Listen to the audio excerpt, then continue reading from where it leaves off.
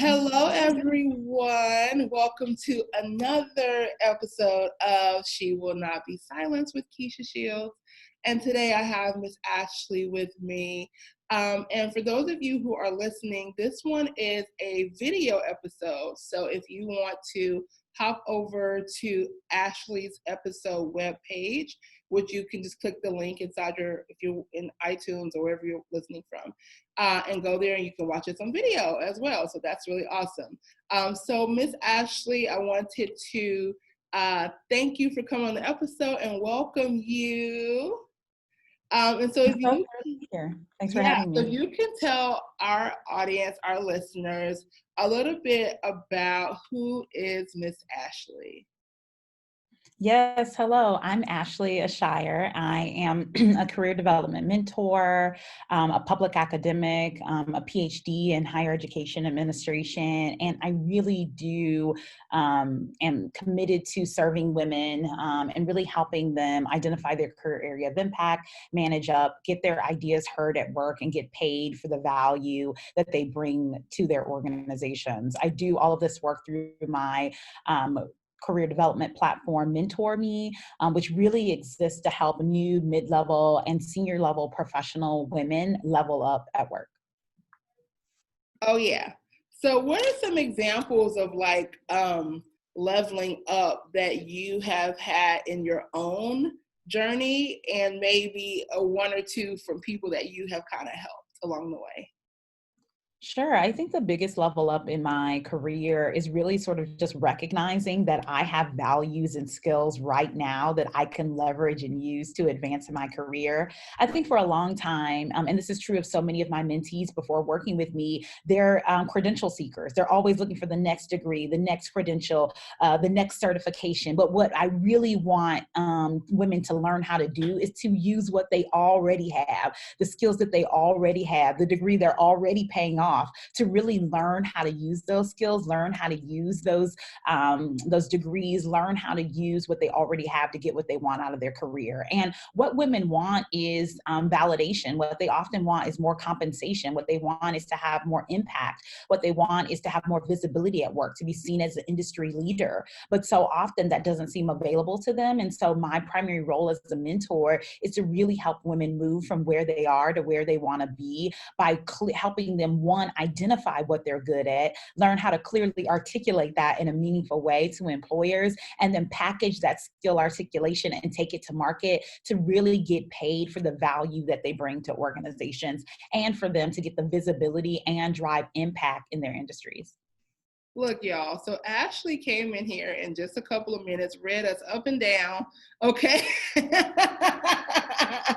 How many of you all can relate to this credentialing, never feeling like you know enough, like you've done enough? I just recorded a YouTube episode, it's not published yet, about feeling like you just it's never enough. And people are like, wait, you already have, from the outside looking in, but you're like, you got to go for that next degree. And like you say, you're still paying off the previous two, that you have or whatever, always moving, forward. Not though because it's something that you truly just desire to do, because sometimes you feel like you have to do it or it's the next thing for you. So I love that you came right out the gate, talking about that. I think that's I think that's just so true, and I can see that in times in myself and in people that I have worked with, and I'm like, so those of you watching on video, I'm nodding my head the whole time, like,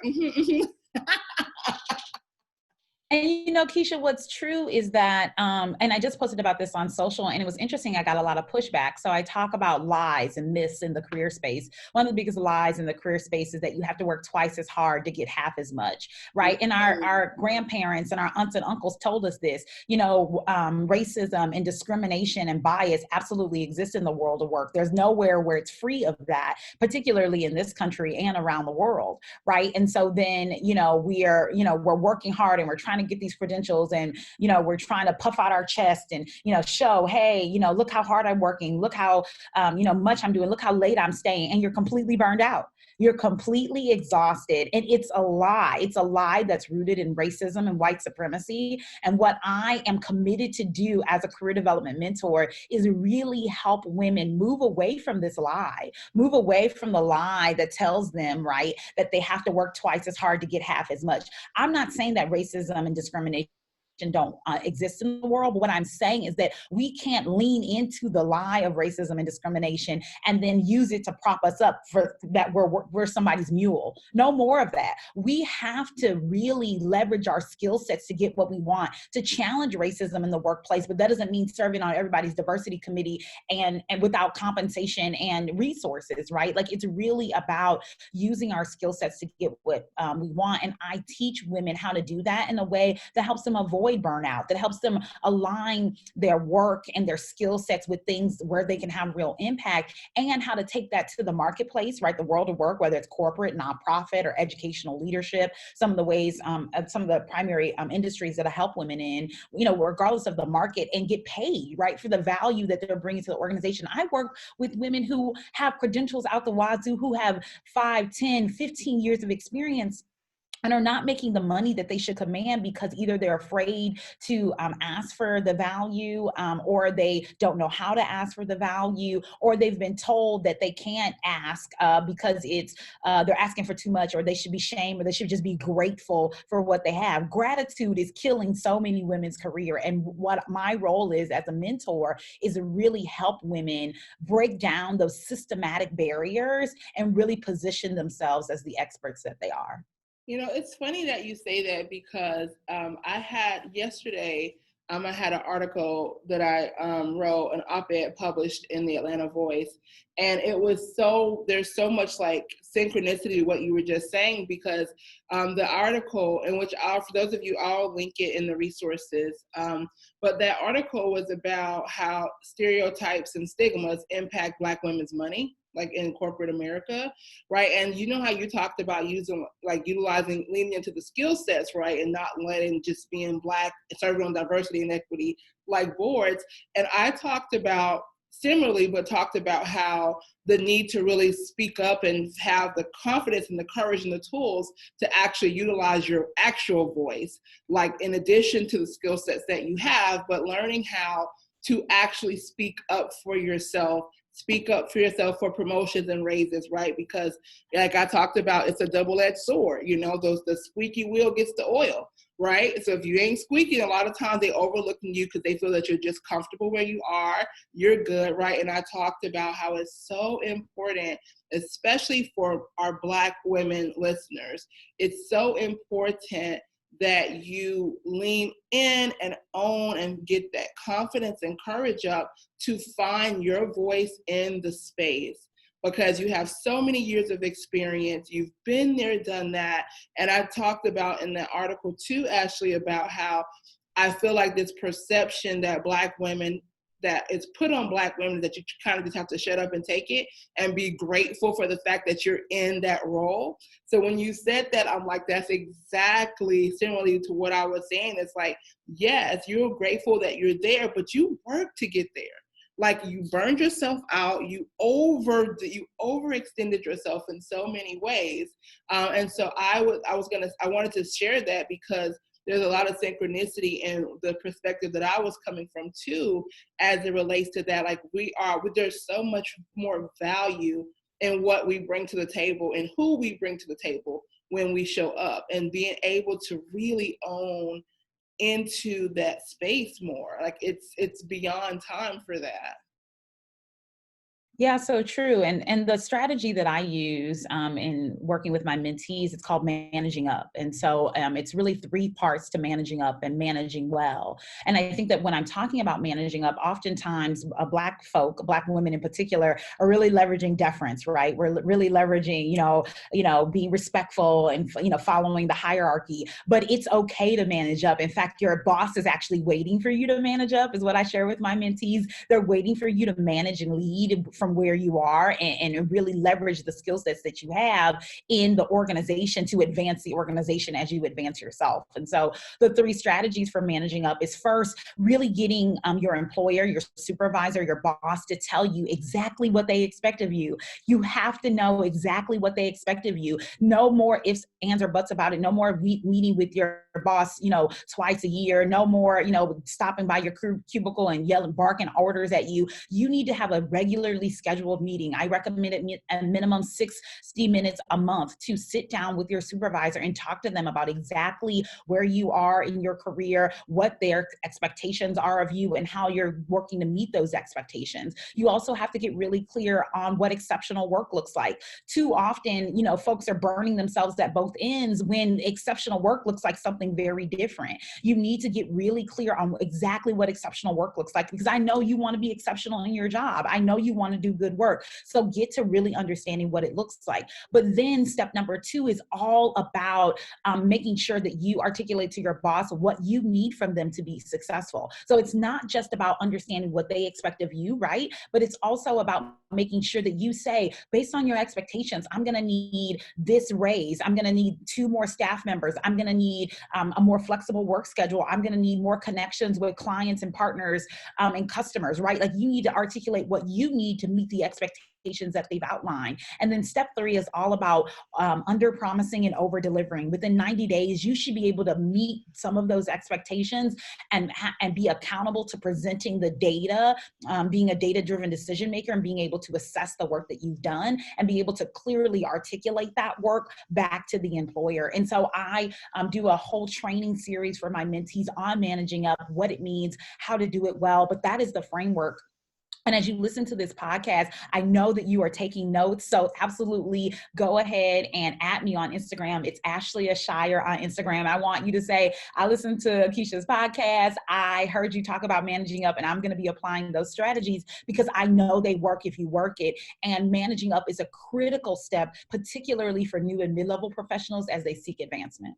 That's really good. And then, so let me ask you this, though. I'm going to throw another scenario in there. So what about the woman who is moving up? She's probably mid-level already, or even higher sometimes, who they actually don't have engaged leadership above them. Like, their people are not really willing to sit down and go over skill sets and talk about measures and all that, like, on a regular basis. Like, they're like, look, we got to focus on bottom line.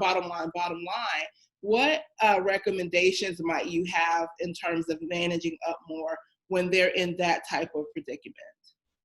Absolutely. So the strategy applies. It still applies. You have to get your manager to manage you, and you have to manage them. There is no exception for not meeting with your supervisor on a regular basis. I still recommend at minimum 60 minutes a month. If you are working with a supervisor who says they're too busy to work with you, that they can't meet with you 60 minutes a month, sis, it's time to start looking for a new job. Because I don't care if you're on your way out the door in 30 days, if you hate your job, you need to leverage and manage your supervisor right now to get what you want out of your career. And remember, managing up is not about, telling them what to do and telling them how it's going to work and even getting their feedback on what you're doing. It's not about that. It's about asking them, what do you expect of me as an employee in this organization? And number 2, it's about saying, based on those expectations, this is what I need from you to be successful.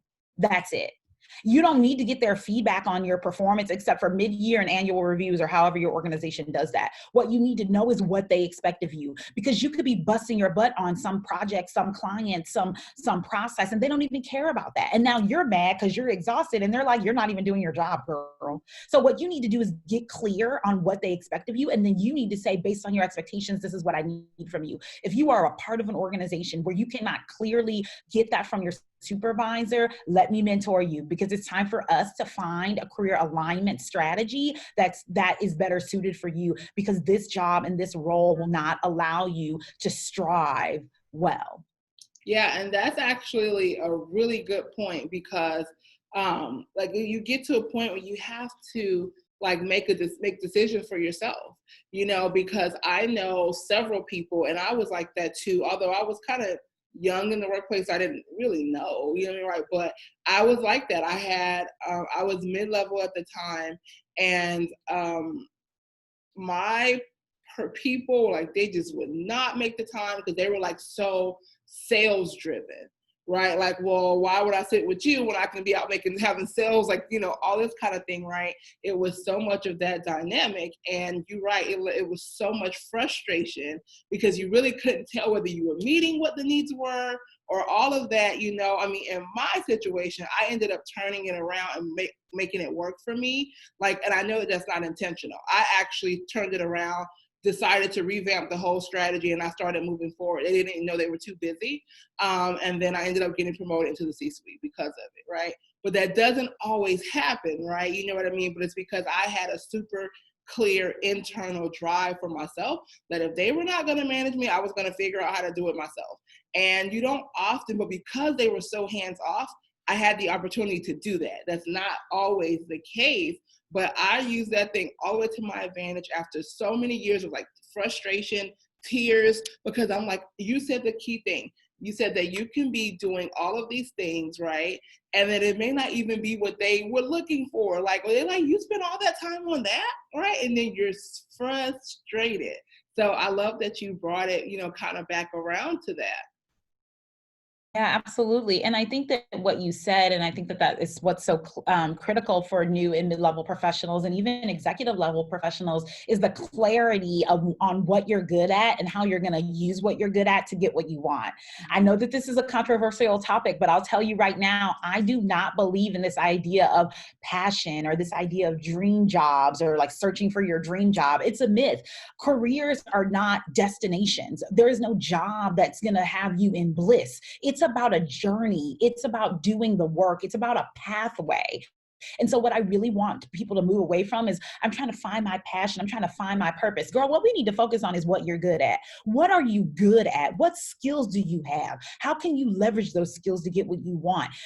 You know, I feel like passion and purpose is all a Pinterest board. But what women need to focus on is how they can leverage, position, and strategize to get what they want. And that doesn't mean that passion and purpose are useless. It's just not actionable. And I want women right now to focus on what's actionable. And what's actionable is about what they're good at. What skills do you have? What skills have you acquired? What degree and credential did you earn, right? Like, I really want women to leverage that and not lean so much on passion and purpose. We can get to passion and purpose after we learn how to use what we already have.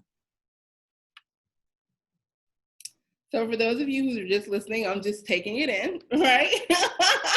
You know, because I'm honestly like assessing, like, do I agree with that? Like, and I do, I can see so many aspects of that, right? But I'm gonna throw this at you too then. So let's have a conversation. I love conversation, so that's awesome, right? Okay, so what about the person who really wants to focus on the passion, like the things that they love, they want passion and purpose, that right now, that is the highest value for them? Yeah, passion and purpose isn't a value. That's not what a value is. Values are things like faith, family, connection, community, wealth, excellence, right? So maybe maybe you're passionate about you're passionate about social justice, right? It's really important to you. You really believe in equity, diversity, and inclusion. You believe in a more equitable world. But what you're good at is operations management. You have a degree in operations management. You've always, helped organizations thrive through processes and back-end systems. So what you could do is go work for the Trevor Project or Black Lives Matter and leverage your skill sets and operations and organization management to help that organization thrive. You can be a social justice advocate and an operations leader at the same time. Because what happens, particularly for women, is that they are like, let me follow this bliss, let me follow my passion, and then they're broke. You can't serve anybody broke. So you need to go and follow, like, I'm not dismissing the passion, but I want you to focus on what you're good at, how can you leverage this skill set in operations management and organizational development that you have to help organizations that are centered around equity and justice thrive? You don't have to be on the front lines with a sign to do the work. And you can still be very passionate about social justice and advocacy and inclusion and justice in the way that best serves organizations who do that work as well. Yeah. And so again, that's why I say passion should not be driving your decision making. Your value should be. So if you value family, then you need to be able to build wealth and build money so you can have a legacy for your family, which means that you need to be able to do something well and make money. Right? If you value flexibility, that doesn't mean that you can't work and you need to be an entrepreneur. It means that you need to find an organization that also values flexibility and will let you work flexible hours, work from home, work while you travel, right? It's the rhetoric around passion and purpose for women in particular has us lost. And it's all pink and it's all sparkles and it's all black girl magic, but it's not about positioning and strategy. And that's what women need to get to the next level. You definitely have to have a lot of strategy. You have to have a lot of intention. Like, you actually have to know what you're trying to accomplish. Like, I know that so many women, like, they think they know what they're trying to accomplish, but they don't always. And then you end up kind of spinning in a circle, going for opportunities and working in roles that are misaligned. Because sometimes they focus too much on skill set and not actually the outcome of what they want. Like, oh, I have this skill set. Let's take operations, for example, right? I was a COO in corporate, so operations was my thing, right? So let's say take operations for, example. Somebody can have a great skill set in operation and be miserable in the role, because they didn't actually think more about the intention. What were they actually wanting? What's the outcome they were wanting? Because then that can actually help you find the companies and organizations that are more aligned with the skill set. Like, because how you said you see the opposite. We see it both in opposite ways, like more so than not, like the same kind of middle ground. But I see people focusing so much on skill set and not enough on actually their values and finding that connection between the two. Like, I don't usually see a lot of the other way around, but it still ends up being the same goal. You're not making hardly any money. You're burnt out. You're overextended, like so many things. So you really have to be mindful that you have both sides of it. Like, it's not all or nothing. Like, the number of people I've let go because I'm like, this isn't a fit for you. Your skill sets are great, but based on what you're actually wanting. Like, for me as a mentor, like the other day, somebody I'm working with, she was like, you are a boss. I was talking about how with a company I was working at, there were so many people working and I was going to leave the C-suite, but I knew that the people who were working under me, the women in my administrative services, I made sure that they all had other positions with other companies with better money that were better aligned for them before I left. When I helped them get those roles, I left, right? Because I knew during my mentorship time with them, I got to know what was important for them, what they were best at. And I knew that where they were not going to be able to get there, if that makes sense, right? And so even though they were great with skill set, they would not have been on the trajectory to actually get what they wanted out of it. And so I want women to make sure that you have to still have a connection. You can't be all passion and purpose, but you can't be all skill set either, because you are going to be miserable. Like, I worked so many roles before strictly on like, oh, I'm good at that. But I was so unhappy because the values and things just did not align. It didn't work with the lifestyle that I wanted for myself. So I just wanted to put that out there as well. Yeah, absolutely. It's interesting that you share that, because through my career, my MentorMe Accelerator, which is a 6-week career development program specifically for women, the first session is all about strengths and weaknesses, right? We're going to get really clear on what you're good at. We're going to clearly identify what you're good at. And I'm going to teach you how to articulate what you're good at in a meaningful and intentional way. And then in session 2, we're going to get into values, because you're right, Keisha, it's not just about what you're good at, but it's also about what you care about. And there absolutely has to be alignment between your strengths and your weaknesses and your values. And it's those three together that really help you articulate your career area of impact. And so that's what I mean about getting away from this dream job language, right? It's not about a job, a destination. It's about a pathway to your career. And that's what the career area of impact is. It takes your skills, it takes your values, it even takes your weaknesses, and it puts them in a matrix through an assessment that we do in those first 2 sessions to help you identify your career area of impact. And then after that, it's time to accelerate. We're going to really review your materials and make sure that those are strong. I'm going to help you identify how to position yourself as a top candidate in interviews. And then, of course, I'm going to help you negotiate and successfully start the job within the first 90 days so that you can be successful ongoing. And that includes teaching you how to manage up. So even as you start a new job, right, you have those skill sets to manage up and lead from where you are. And so it is through the MentorMe Accelerator that we bring those things together, both the skill sets, the values, and then accelerating to a new role or advancing in your current career. Okay, so let me ask you this. So this is going to go into the question I'm going to ask you because I want to weave it through a couple of things. So, I talked about how when we were talking before about times in your life where you may have felt silenced or felt like you had to speak up for yourself. And you mentioned that, you probably have one or two, I think we all do, but for the most part, you felt like you kind of didn't grow up that way, like it was really like permissible and encouraged for you to kind of speak up and use your voice. Would that be accurate? And if so, can you talk about that a little bit? Yeah, absolutely. I grew up, I'm the oldest of 7 children. I have 6 younger siblings, and that's a big part of my life. I'm really grateful for that. And our parents really encouraged us to speak up. Our parents encouraged us to use our voices and to be advocates for ourselves, from day one. But even in that advocacy, I'm still a Black woman in this world. And so certainly I can identify with being silenced. But what I think is true for me, and I'm so proud of this truth about myself, is that yes, I've been silenced, but I've never been stuck.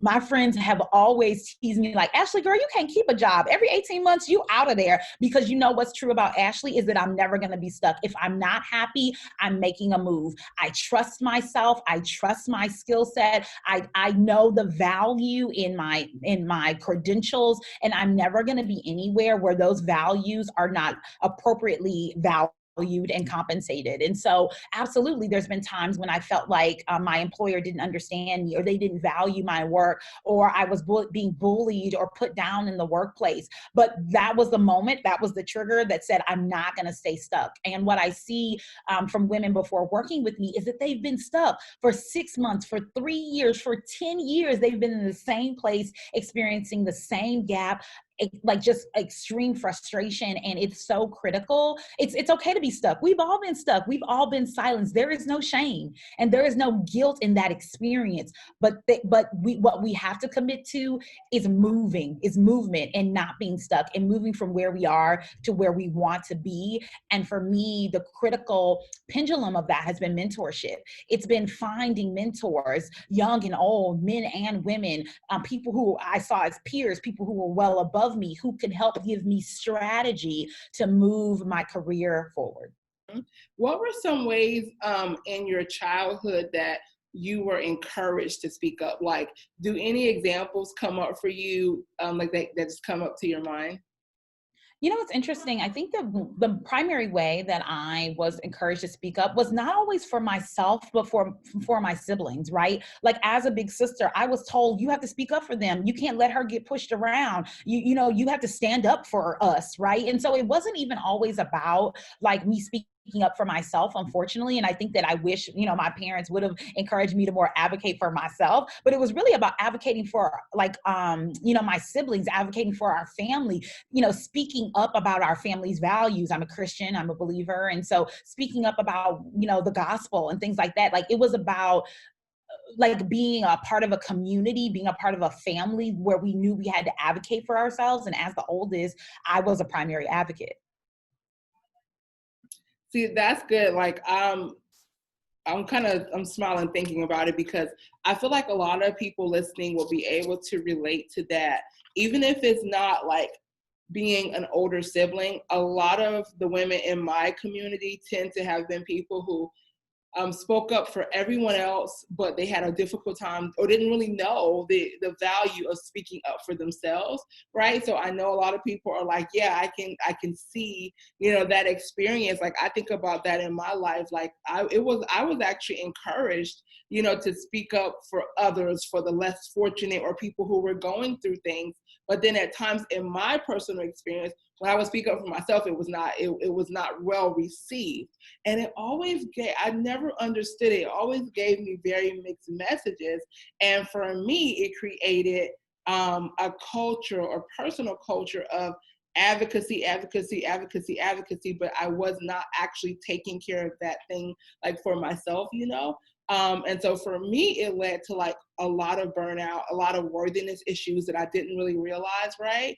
You know, and so I'm like, yeah, I can see that. Yeah, and it's unfortunate. You know, when last night was, I'm running the accelerator for my mentees who are starting in August. And we talked about values last night. This was session 2. And, you know, I work through an exercise through the assessment with women where they work to identify their values. I have 7 women in this cohort. And I literally, Keisha, I was blown away that none of the 7 women had family as a value. And I was so proud of them, not because I don't think they care about their families, but there's finally a group of women who are not like my husband, family, community. They were like wealth.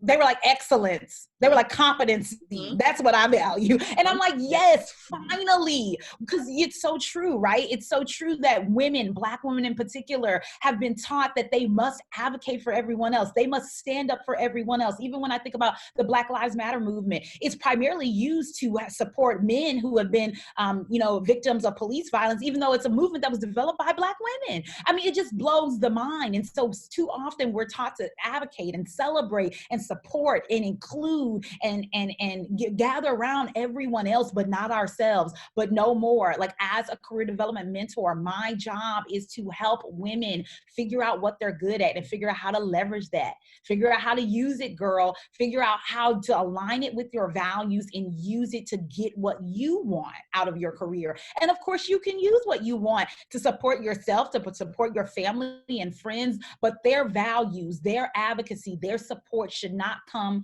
before your own. Yep, I agree completely with that. And I think that that's one of the things that actually helps a lot of women get into that position of stuckness. You know how you talked about like you wouldn't allow yourself to be stuck. Like I went through that like very on when I first was starting in my career. Like, and my parents were like, because they were the kind of people like you get into a company, you just stay there, even when the pay is trash, even when they treat you like trash. And I never understood that, right? Like I would be on to the next. Like usually I lasted about 2 years in the beginning. And for some reason, right around, I started to get that itch every time around there. And I would be like on to the next thing. 18 months, the 18-month itch. I'm like, okay, I'm out. This is cute, but I'm out. Like I was going back, like looking over my resume at one point, and I was like, wow, it was like literally like almost like every 2 years for the first, and I was like, and it made me laugh because at the time I didn't realize that, right? But it's just like I knew that there was something more, something better, something more aligned, right? And I had no problems like going for it, you know? But then the weird part is that eventually that stopped and I kind of got stuck in my head, right? It was a very weird position because for me, I had made it to the C-suite and I was in my 20s. And so it was very awkward because I didn't really know where I could go from there, if that made sense, right? I mean, now, of course, I see it and I know that there's so many different things, but I didn't know where to go. And so I stayed in something that became mentally and emotionally harmful, like to me, you know. I had well overextended. I made it past my 2 years, right? And I just kind of got stuck because, you know, that's why that part of like mentorship is so important, right? So that you can have someone who can see the things further ahead from you, help you to give you that refreshment and understanding of where you can pivot and where you can go. But I got to a point where I'm like, okay, I'm 20 something years old. I'm a COO in corporate already. Like what now? Like I had checked the box that I had as a little girl. I knew one day I thought I was going to be a CEO. Well, I am my own company, but I was like, I checked the C-suite box, right? Okay, what now? I got the whole rest of my life like ahead of me. And it was really awkward, you know what I mean, and uncomfortable, you know, for myself at that time.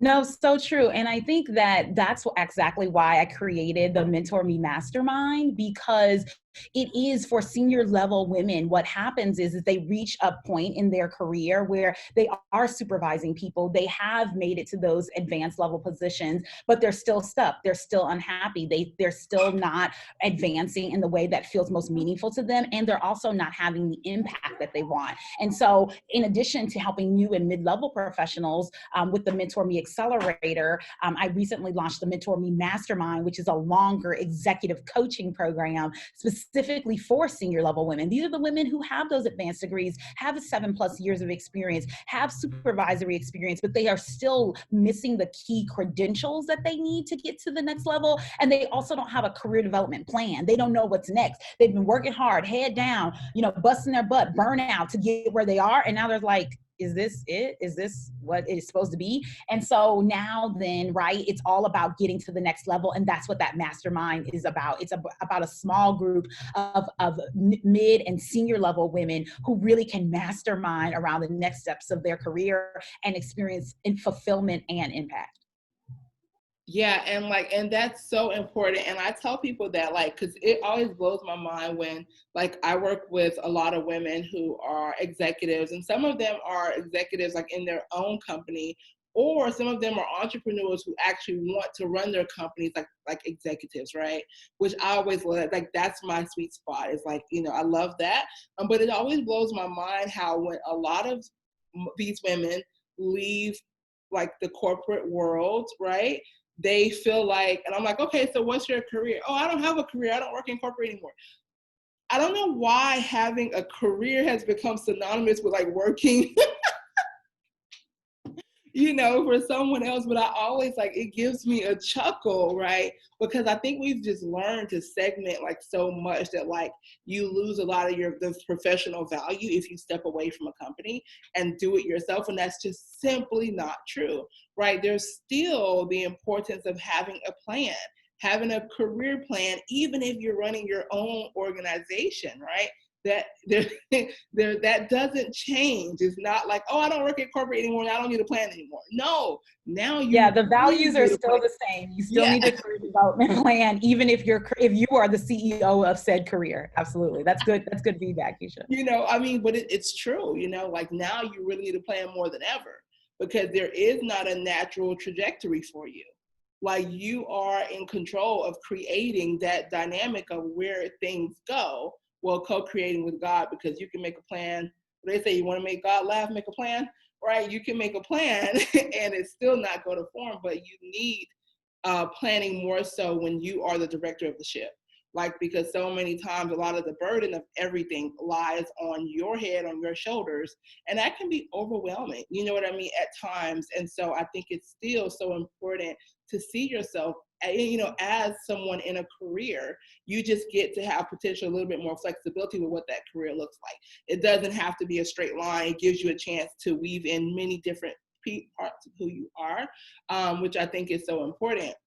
So let me ask you this, Ashley. So when women come to you, what are some of the personal hangups that they're having that's affecting them with their career planning or trajectory?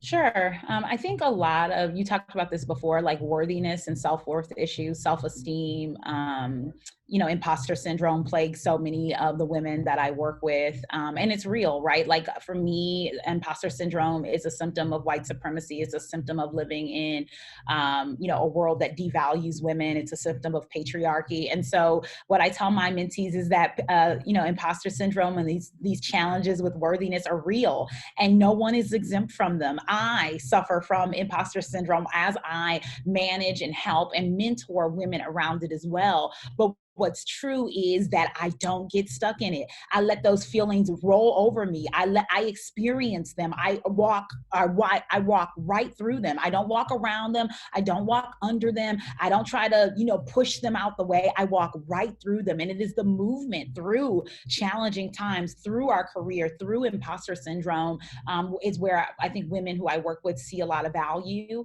I think a lot of women have been hurt in the world of work. They've been shamed, they've been bullied, they've been beat up, they've made mistakes, and they've had those mistakes, put on Front Street. They've been lambasted in their career. There's a lot of shame around that. But what's true is that we all make mistakes. We've all had challenging parts of our career, and the shame belongs to the person who shamed you, not to you, because mistakes, gaps, hiccups in your career development are normal.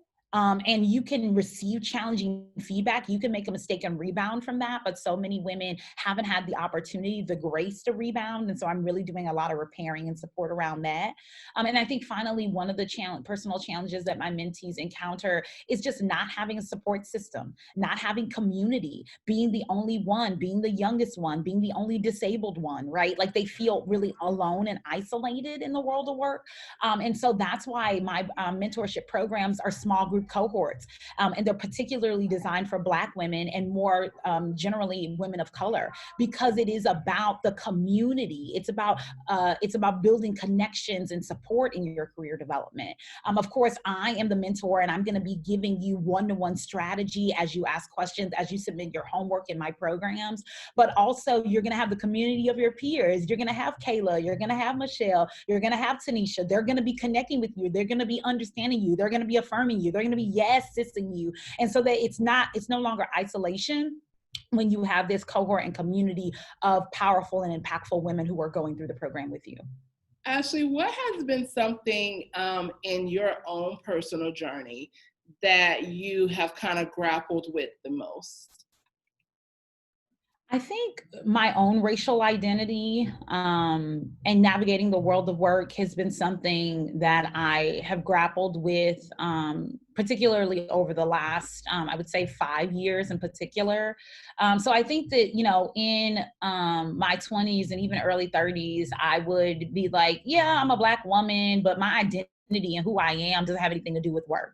I go to work, I say hi, I say bye, and I kick it with my friends, and I spend time with my family and my boyfriend or whatever. And that's like my life and work are two totally separate things that shall never meet.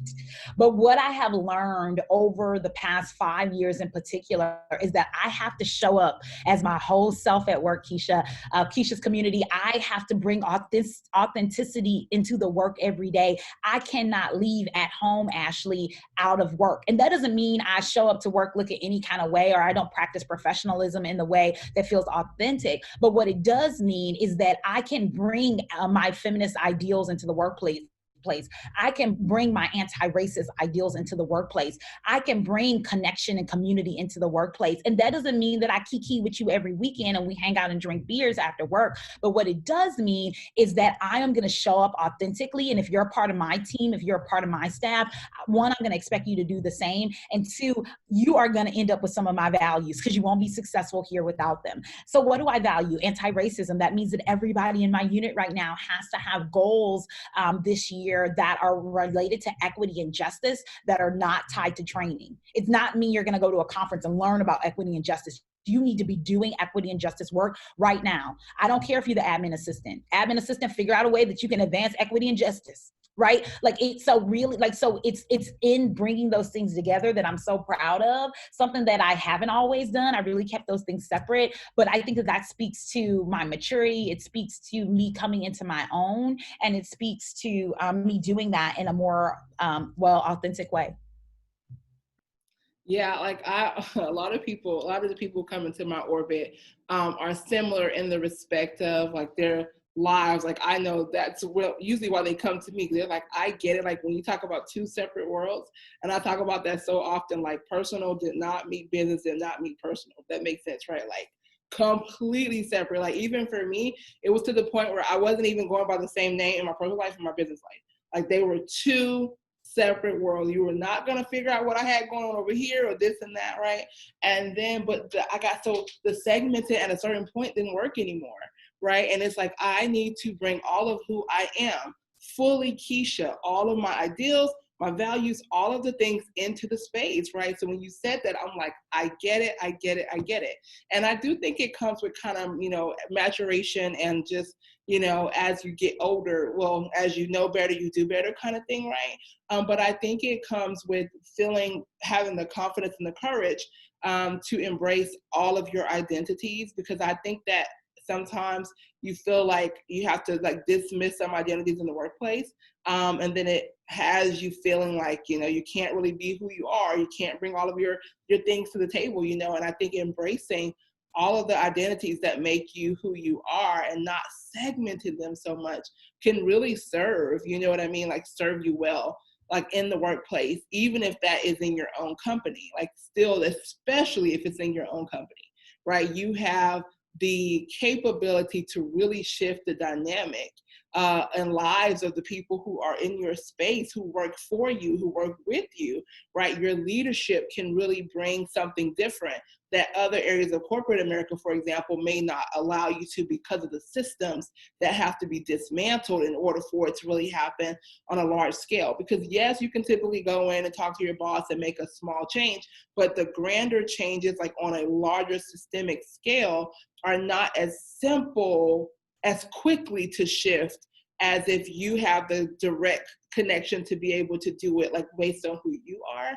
And so really bringing all of that, all of who you are, your values, your ideals, all of the things, and using your resources and your power to actually influence, like, shifting the dynamics, like you talked about your team, Ashley, and how you require them to do like anti-racism things, right? And stuff like that. But when you can do those things on a direct scale and have an actual direct impact, I implore you to do so, right? It will make such a big difference.